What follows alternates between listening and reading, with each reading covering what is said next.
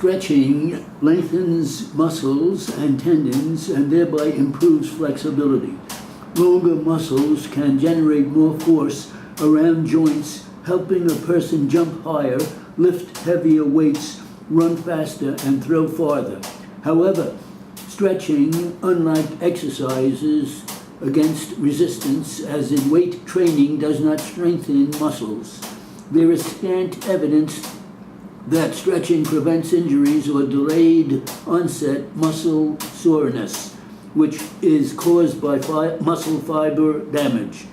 A person should stretch only after warming up or exercising when the muscles are warm and less likely to tear. Slowing down gradually, that is, cooling down at the end of exercise, helps prevent dizziness. When the leg muscles relax, blood collects and pools in the veins near them. To return the blood toward the heart, the leg muscles must contract. When exercise is suddenly stopped, blood pools in the legs and not enough blood goes to the brain, causing dizziness. By preventing blood from pooling, cooling down also helps the bloodstream to speed up its removal of lactic acid, a waste product that builds up in the muscles after exercise. Lactic acid does not cause delayed onset muscle soreness, so cooling down does not prevent this soreness. There are many forms of exercise, and each type of exercise has its advantages and disadvantages. For example, walking is relatively easy on the joints. During walking, at least one foot is on the ground at all times, so the force with which the foot strikes the ground is never much more than the person's weight. However, walking burns fewer calories than does running. Swimming rarely results in muscle tears because the muscles are supported by the water. However, because warming is not a weight-bearing exercise, it does not help prevent osteoporosis. Bicycles are pedaled in a smooth circular motion that does not jolt the muscles, but bicycling requires balance, and it is not always possible to enjoy this sport free of traffic and the dangers of cars. Other choices regarding exercise exist as well. Some people prefer to exercise in a gym or at home, whereas others prefer to exercise outdoors. Some people have a very structured exercise routine, whereas others simply incorporate exercise into their lifestyle, for example, by walking rather than driving. Choosing the right exercise is a matter of finding an activity that is fun, safe, and sustainable. Walking is a well-balanced form of exercise for most people, regardless of age. Many older people are able to keep fit through regular walking programs. However, walking slowly will not make a person very fit. To walk faster, a person can take longer steps in addition to moving the legs faster. Steps can be lengthened by swiveling the hips from side to side so that the feet can reach further forward.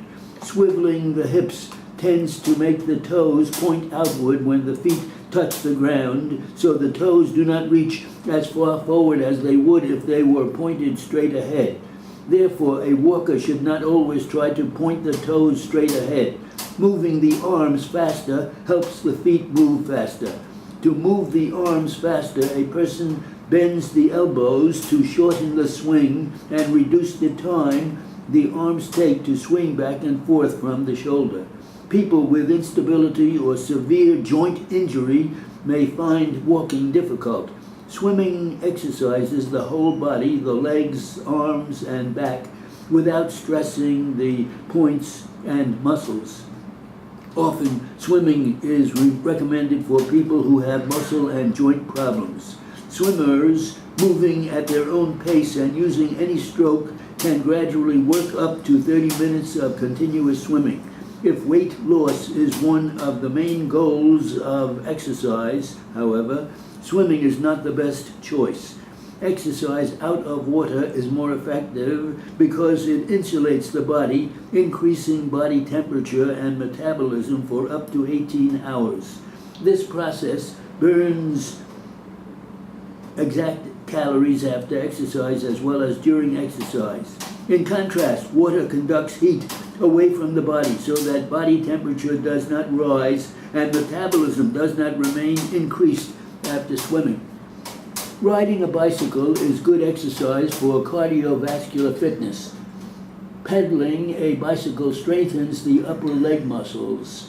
With a stationary bicycle, the tension on the bicycle wheel should be set so that the rider can pedal at a cadence of 60 rotations per minute. As they progress, riders can gradually increase the tension and the cadence up to 90 rotations per minute. A regular bicycle adds the challenges and joys of balance and coping with changes in terrain, but adds the dangers of dealing with traffic. However, some people cannot entertain or maintain their balance even on a stationary bicycle, and others will not use one because the pressure of the narrow seat against the pelvis feels uncomfortable. A recumbent stationary bicycle is both secure and comfortable. It has a contoured chair that even a person who has had a stroke can sit in.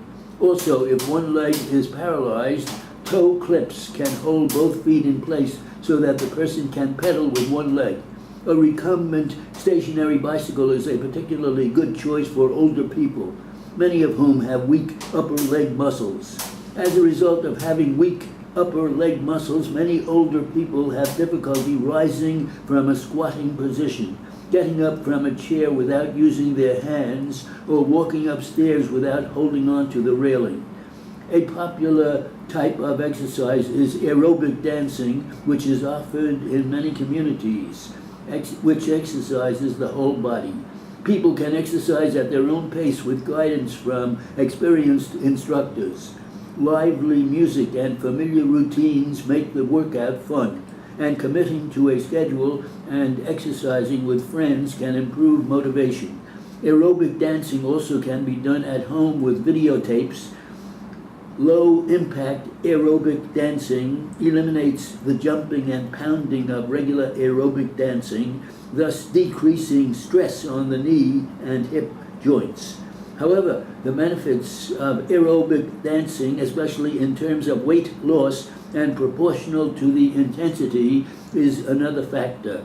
Step aerobics stresses primarily the muscles in the front and back of the upper legs, the quadriceps and hamstrings. As a person steps up and down on a raised platform, a step in a routine set to music at a designated pace. As soon as these muscles start to feel sore, exercisers should stop, do something else, and return to step aerobics a couple of days later.